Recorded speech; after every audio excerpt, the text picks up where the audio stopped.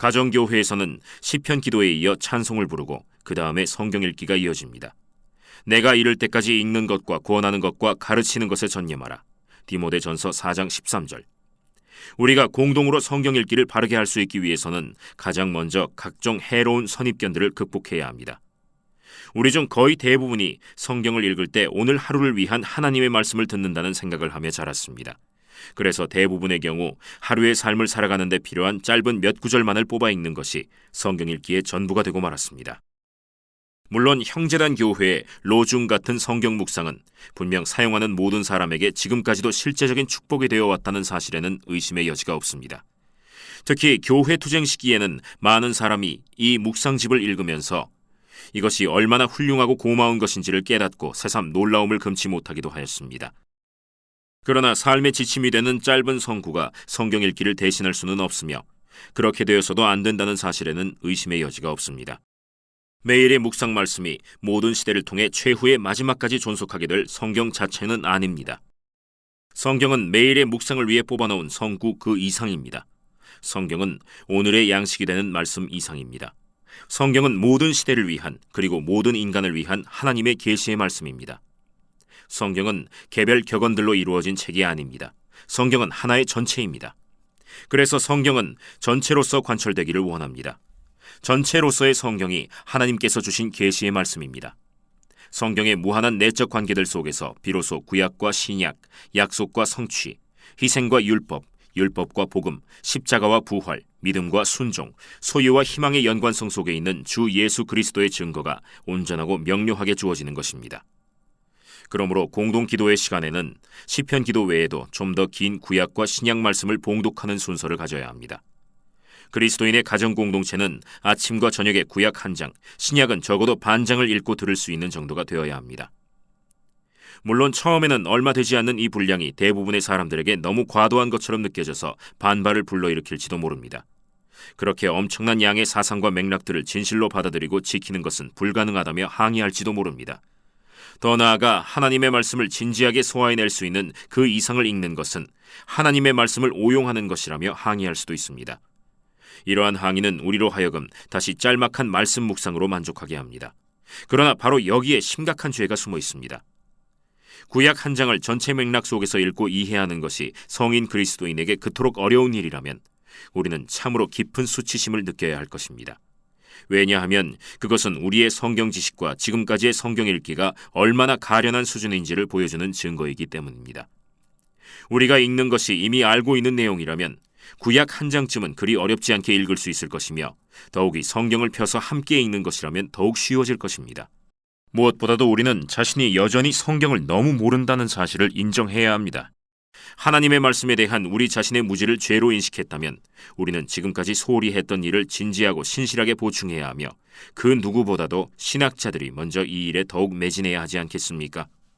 물론 공동기도회의 목적이 성경을 배우는 것이 아니라거나 그것은 기도회 외의 시간에 충분히 할 수 있는 평범한 일에 속한다는 항의도 있을 수 있습니다.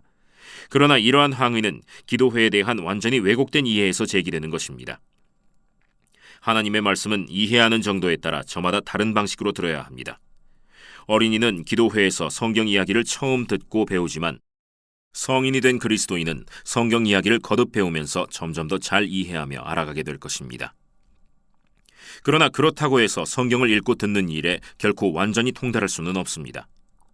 그러나 단지 미성숙한 그리스도인들뿐만 아니라 성숙한 그리스도인들조차도 성경 읽는 시간이 너무 길고 이해할 수 없는 부분이 많다며 불평을 늘어놓을 수 있습니다. 성숙한 그리스도인에게도 모든 성경 읽기가 너무 길게 느껴질 수 있으며 가장 짧은 구절조차도 그렇게 느껴질 수 있습니다. 이것은 무엇을 의미합니까? 성경은 하나의 전체이며 따라서 각 낱말과 각 문장이 전체와의 관계에서 아주 복잡한 연관성을 맺고 있는데 개별적인 것을 넘어 항상 전체를 볼 수 있는 안목을 가진다는 것이 불가능하다는 사실입니다. 여기에서 성경 전체가 우리의 이해력 너머에 있듯이 개별 말씀도 우리의 이해력 너머에 있다는 사실을 분명히 알 수 있습니다. 그러므로 우리가 날마다 이 사실을 기억하면서 이를 통해 그 안에는 지혜와 지식의 모든 보화가 감추어져 있느니라 하신 말씀을 깨닫게 되고 그리하여 예수 그리스도 안에 감추어진 그 모든 지혜를 바라보게 된다면 좋을 것입니다. 아마도 우리는 모든 성경 읽기는 언제나 너무 긴 것이 될 수밖에 없다고 말해도 좋을 것인데, 그 이유는 성경은 격언이라거나 생활의 지혜가 아니기 때문입니다. 즉 성경은 예수 그리스도 안에 있는 하나님의 계시의 말씀이기 때문입니다. 성경은 몸, 즉 살아있는 전체이기 때문에 가정교회의 성경 읽기에서는 무엇보다도 연독의 방식이 고려되어야 할 것입니다. 역사서, 예언서, 복음서, 서신서, 계시록은 하나님의 말씀으로서 상호 연관성 속에서 읽고 들어야 합니다. 이 성경들은 말씀을 듣는 교회를 이스라엘 백성의 예언자, 사자, 왕, 제사장, 그리고 그 백성이 겪은 전쟁과 축제, 희생과 고난 속에 나타난 놀라운 계시의 세계 한가운데로 인도할 것입니다. 이 믿음의 공동체는 성탄절 이야기 속으로, 세례 속으로, 기적과 말씀 선포 속으로, 예수 그리스도의 순환과 죽으심, 부활 속으로 이끌려 들어가게 될 것입니다. 신실한 믿음의 교회는 옛적의 온 세상의 구원을 위해 이 땅에서 일어났던 그 사건에 참여하며 바로 이 자리에서 가장 먼저 자기 자신이 예수 그리스도 안에 있는 구원을 영접하게 됩니다. 성경을 연속적으로 읽는 사람들은 들으려는 마음만 있으면 하나님께서 인류 구원을 위해 단번에 온전히 이루셨던 바로 그곳으로 인도되고 그곳에서 자기 자신을 발견하게 됩니다. 특히 예배 시간에 성경을 읽으면 우리는 성경의 역사서들 속에서 아주 새로운 경험을 하게 됩니다. 우리는 한때 우리의 구원을 위해 일어났던 사건에 참여하게 되며 우리 자신을 잊어버리고 잃어버리면서 함께 홍해를 건너고 광야를 거쳐 요단강 넘어 약속의 땅으로 들어갑니다. 우리는 이스라엘과 함께 의심과 불신에 빠지기도 하고 징계와 회개를 통해 다시금 하나님의 도우심과 신실하심을 체험하기도 합니다. 그리고 이 모든 것은 헛된 몽상이 아니라 하나님의 거룩하고 영광스러운 현실입니다. 우리는 우리 자신의 실존에서 벗어나 지상에서 일어나는 하나님의 거룩한 역사 속으로 옮겨지게 되는 것입니다. 그곳에서 하나님은 우리를 위해 친히 행하셨습니다. 그리고 오늘도 그곳에서 우리를 위해 우리의 곤궁과 죄에 대해 진노하시고 은혜를 베푸시며 역사하고 계십니다. 하나님께서 오늘 우리의 삶을 지켜보고 개입하신다는 사실이 중요한 것이 아니라 우리가 열심히 귀 기울여 듣는 자가 되고 거룩한 역사 가운데서 하나님께서 행하시는 일, 즉 이 땅에서 일어나고 있는 그리스도의 역사에 동참하는 자가 되는 것이 중요합니다. 오직 우리가 그 자리에 함께 있을 때 하나님께서도 오늘 우리와 함께 하십니다. 여기서 완전한 반전이 일어납니다. 하나님의 도우심과 임재하심은 우리의 삶 속에서 지금에야 비로소 입증되어야 하는 것이 아니라 예수 그리스도의 삶 속에서 우리를 위한 하나님의 임재하심과 도우심이 이미 확증되었다는 사실입니다. 하나님께서 오늘 내 인생에 두신 뜻이 무엇인지 탐구하는 것보다 하나님께서 이스라엘에게 행하신 일과 당신의 아들 예수 그리스도에게 행하신 일이 우리에게 실제로 더 중요합니다. 내가 죽는다는 사실보다 예수 그리스도께서 죽으셨다는 사실이 더 중요합니다. 예수 그리스도께서 죽은 자 가운데서 부활하셨다는 사실이 마지막 심판의 날에 내가 부활하게 될 것이라는 소망의 유일한 근거가 되기 때문입니다. 우리의 구원은 우리 자신의 밖에 있습니다. 나는 나 자신의 인생사가 아닌 오직 예수 그리스도의 삶 속에서 나의 구원을 발견하게 됩니다. 예수 그리스도 안에서 자기 자신을 발견하는 사람, 즉 그분의 성육신과 십자가, 부활 속에서 자신을 발견하는 사람만이 하나님과 함께하는 것이며 하나님께서도 그와 함께 계십니다.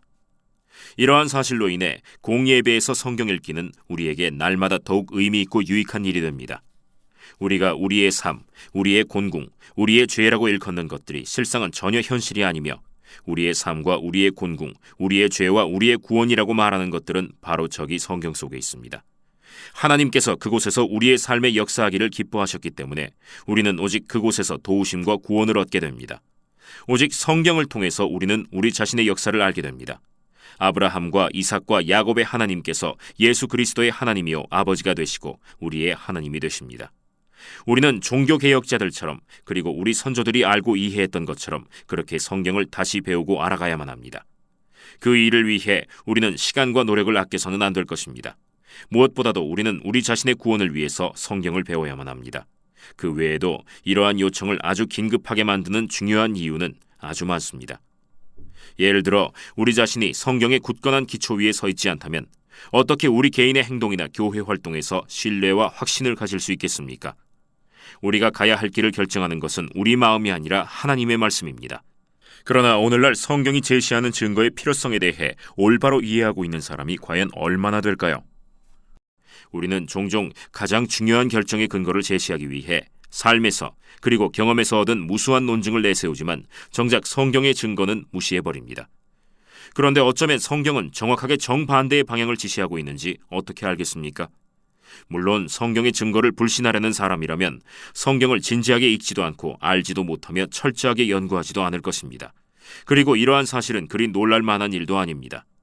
그러나 자립적으로 성경을 읽고 적용하는 법을 배우려 하지 않는 사람은 복음적인 그리스도인이라고 할 수 없습니다. 그뿐 아니라 우리는 다음과 같은 질문을 던질 수 있을 것입니다. 하나님의 말씀이 아니고서는 우리가 어떻게 곤경과 시험에 빠진 그리스도인 형제를 도울 수 있겠습니까? 우리가 하는 모든 말은 금방 힘을 잃고 사라지고 말 것입니다.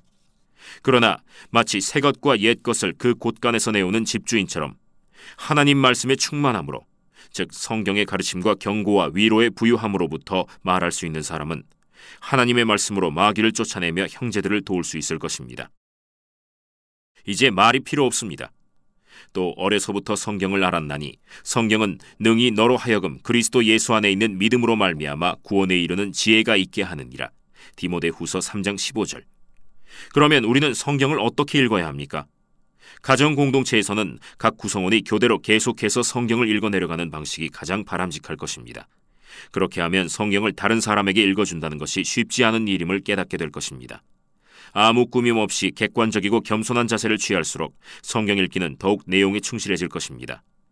경험 있는 그리스도인과 새로 입문한 사람의 차이는 흔히 성경을 읽을 때 뚜렷하게 드러납니다. 사람들 앞에서 성경을 읽는 사람은 결코 자신을 성경에서 말씀하시는 분과 동일시해서는 안 된다는 것이 올바른 성경 읽기의 규칙이라 할 수 있습니다. 내가 분노를 바라는 것이 아니라 하나님께서 성경 안에서 분노를 바라십니다. 내가 위로하는 것이 아니라 하나님께서 성경 안에서 위로하십니다. 그리고 내가 경종을 울리는 것이 아니라 하나님께서 성경 안에서 경종을 울리고 계십니다. 분노하고 위로하며 경고하시는 분은 분명 하나님이지만 그렇다고 아무래도 좋다는 식으로 무덤덤하게 읽는 것이 아니라 바로 나 자신에게 말씀하고 있음을 마음 깊이 깨달은 자로서 읽어야만 할 것입니다. 성경을 바르게 읽는 것과 잘못 읽는 것의 차이는 나 자신을 하나님과 혼동하지 않고 아주 소박하게 하나님을 섬기느냐에 달려 있습니다. 그렇지 않으면 나의 성경 읽기는 웅변조로 격앙되거나 감동적이고 선동적이 될 것입니다. 이 말은 듣는 이들이 하나님의 말씀이 아니라 나 자신을 주목하게 만든다는 뜻입니다. 이것이 바로 성경을 읽을 때 쉽게 빠질 수 있는 잘못입니다. 일상적인 예를 들어 설명하자면 성경을 읽는 이의 상황은 한 친구의 편지를 다른 사람에게 읽어주는 것과 매우 흡사하다고 할 것입니다. 나는 분명 그 편지를 내가 쓴 것처럼 읽지는 않을 것이며 어느 정도 거리를 두고 읽을 것입니다. 그러나 그렇다고 해서 그 편지를 나와는 아무 상관이 없는 것처럼 읽지는 않을 것이며 개인적인 깊은 관심과 관계성 속에서 읽을 것입니다. 성경을 올바로 읽는 것은 배워서 익힐 수 있는 기술적인 문제가 아니라 오직 나 자신의 영적 자세에 따라 성장하거나 퇴보할 수 있습니다. 경험 많은 그리스도인들이 더듬거리면서 힘들게 성경을 읽는 것이 목사가 완전한 형식을 갖추어 읽는 것보다 훨씬 나은 경우도 있습니다. 그리스도인 가정 공동체에서는 바로 이 점에서 서로 조언하며 도움을 주는 것이 바람직합니다. 이렇게 성경을 연속적으로 읽어나간다고 해서 매일의 말씀 묵상을 중단할 필요는 없습니다. 매일의 말씀 묵상은 기도회의 시작이나 다른 시간에 주간 말씀이나 오늘의 말씀으로 자리매김할 수 있을 것입니다. 시편 기도를 드리고 성경을 읽은 다음에는 공동 찬송이 이어집니다. 이 찬송은 다름 아닌 찬송하고 감사하며 간구하는 교회의 소리이기도 합니다. 시편은 거듭 새 노래로 여호와께 노래하라 하고 우리에게 요청하고 있습니다.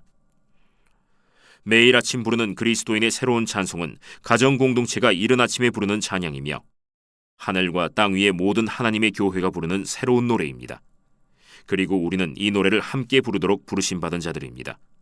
하나님은 하나의 유일하고 위대한 찬양을 영혼 속에 준비해 두셨는데 하나님의 교회에 들어오는 사람은 누구든지 이 찬양을 함께 부르게 됩니다. 이 찬송은 바로 세상이 창조되기 전 그때에 새벽별들이 기뻐 노래하며 하나님의 아들들이 다 기뻐 소리를 질렀느니라 하던 그 찬송입니다. 또한 이스라엘 자손들이 홍해를 건넌 후에 부른 승리의 노래이며 마리아가 천사의 소식을 듣고 부른 찬가입니다. 바울과 실라가 밤에 감옥에서 부른 찬양이며 구원을 받은 후 잔잔해진 바다에서 부른 찬양대의 노래이자 모세의 노래, 어린 양의 노래입니다. 이 찬양은 또한 천상의 교회가 부르는 새로운 노래이기도 합니다. 매일 아침 지상의 노래는 한 목소리로 이 노래를 부르고 저녁에는 이 노래를 부르며 하루를 마칩니다. 이때 찬송하는 내용은 삼위일체 하나님과 그분의 업적입니다. 땅에서 울려 퍼지는 노래는 하늘에서 울려 퍼지는 노래와는 다릅니다. 땅에서는 믿는 자들의 노래이지만 하늘에서는 바라보는 자들의 노래이며, 땅에서는 가련한 인간의 말로 부르는 노래지만 하늘에서는 사람이 표현할 수 없는 말로 부르는 노래입니다. 고린도후서 12장 4절. 이 찬양은 14만 4천 명 외에는 그 누구도 배울 수 없는 새 노래이며, 이 노래에 맞추어 하나님의 거문고가 연주될 것입니다. 우리는 이 새 노래와 하나님의 거문고에 대해서 얼마나 알고 있습니까? 우리의 새 노래는 지상의 노래이며, 아침 해가 솟아오르듯 하나님의 말씀이 그 가는 길을 밝혀주는 순례자와 예배자의 노래입니다. 우리가 지상에서 부르는 노래는 예수 그리스도 안에 있는 하나님의 계시의 말씀에 매여 있습니다. 이 노래는 하나님의 자녀로 부르심받은 이 땅의 아이들이 부르는 소박한 노래입니다. 이 노래는 황홀감에 빠져 무아지경에서 부르는 노래가 아니라 하나님의 계시의 말씀을 향해 고요하게 감사하며 기도하는 가운데 드려지는 노래입니다. 너희의 마음으로 주께 노래하며 찬송하며. 에베소서 5장 19절. 새 노래는 무엇보다도 마음으로 불러야 합니다. 새 노래는 마음으로가 아니고서는 도무지 부를 수 없는 노래입니다. 마음이 그리스도에 의해 충만하게 채워져 있기에 그 마음은 노래하는 것입니다. 그러므로 교회에서 부르는 모든 찬양은 영적인 것입니다. 말씀에 대한 헌신과 성도의 교제 속으로 들어가는 것, 한없는 겸손과 철저한 자기 훈련이 모든 공동 찬송의 전제가 됩니다. 마음으로 함께 찬양하지 않고 있다면 그곳에는 단지 인간의 자기 칭송이라는 불쾌한 혼란만 있을 뿐입니다. 주님을 찬양하지 않고 있다면 그것은 곧 자기 자신에게나 음악 자체에 영광을 돌리고 있는 것이며, 결국 그러한 노래는 우상에게 바쳐지는 노래일 뿐입니다. 시와 찬송과 신령한 노래들로 서로 화답하며. 에베소서 5장 19절. 지상에서 부르는 우리의 노래는 말입니다. 하지만 그것은 노래로 부르는 말씀이기도 합니다. 왜 그리스도인들은 함께 모이면 찬양하는 것일까요? 우선 그 이유는 아주 간단한데, 함께 노래함으로써 같은 시간에 같은 언어로 말하며 기도할 수 있기 때문입니다. 다시 말해 말씀 안에서 하나가 될 수 있기 때문입니다. 모든 기도회와 집회에서는 찬양하는 가운데 말씀을 향하게 됩니다. 우리가 그것을 함께 말하는 대신 찬양하는 것은 말로는 우리가 말하고자 하는 것을 도무지 표현할 수 없기 때문이며, 이로써 우리가 드리는 찬양의 대상이 모든 인간적인 말을 초월하는 분이심을 고백하는 것이기도 합니다. 그렇지만 우리는 그저 흥얼거리는 것이 아니라 하나님에 대한 찬송과 감사, 신앙 고백과 기도의 말로 노래하는 것입니다. 이렇게 음악적인 것은 전적으로 말씀을 섬기고 있습니다. 음악은 이렇게 말씀의 신비를 설명하는 역할을 합니다. 교회의 예배 찬송은 본질상 하나의 음으로 된 찬송이어야 하는데, 그 이유는 찬송이 오직 말씀에 매여 있기 때문입니다. 특히 가정교회의 예배 찬송은 더욱더 한음으로 된 찬송이 바람직합니다. 이렇게 한음으로 된 찬송을 부를 때 말씀과 음색이 유일무이한 방식으로 결합합니다. 단성 찬송의 자유로이 떠도는 음색은 오직 노래로 부르는 말씀에 자신의 유일하고 본질적인 내적 근거를 두고 있습니다. 그러므로 다양한 음정으로 음악적인 뒷받침을 해주어야 할 필요가 전혀 없습니다. 오늘 우리 입을 모아 같은 마음을 품고 마음 깊은 곳에서 나오는 찬송을 드리자라고 보헤미아 형제들은 노래했습니다. 한 마음과 한 입으로 하나님 곧 우리 주 예수 그리스도의 아버지께 영광을 돌리게 하려 하노라. 로마서 15장 6절.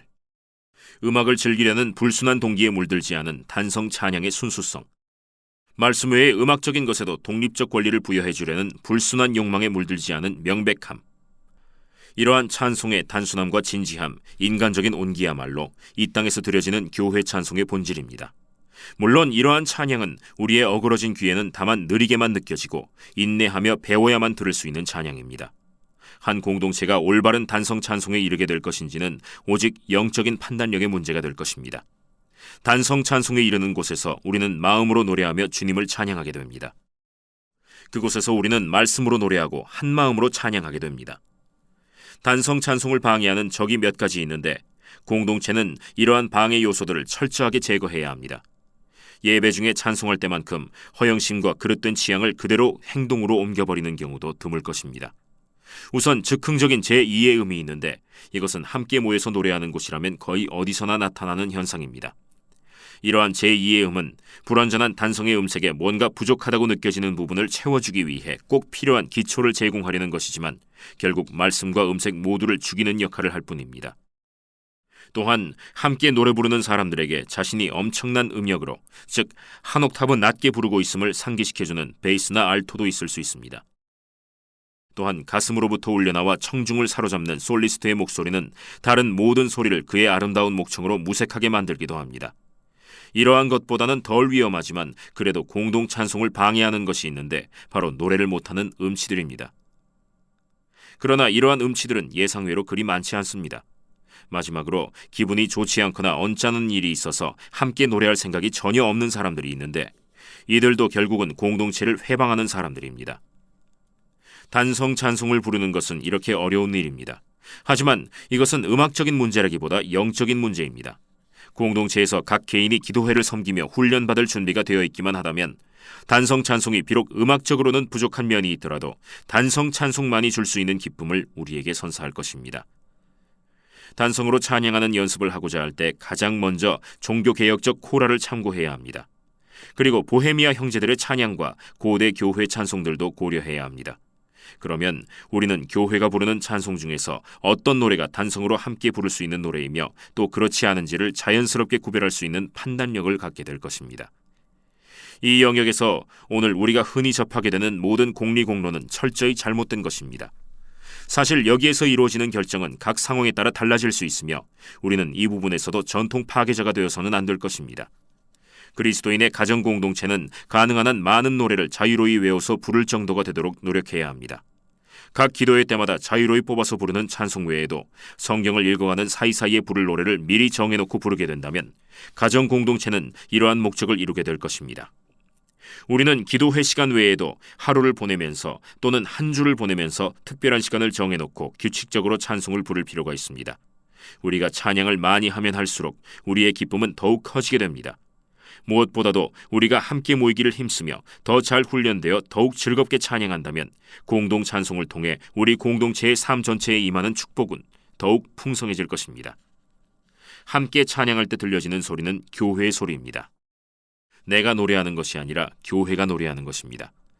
나는 교회의 지체로서 교회의 찬양에 참여하는 것입니다. 그러므로 올바르게 부른 모든 공동 찬양은 우리의 영적 시야를 넓혀주고 우리로 하여금 우리의 작은 공동체를 지상에 있는 거대한 기독교의 한 지체로서 인식하게 해줍니다. 또한 우리의 찬송 실력이 부족하든 훌륭하든 아무 거리낌 없이 기쁨으로 교회가 부르는 찬송의 대열에 함께 서게 합니다.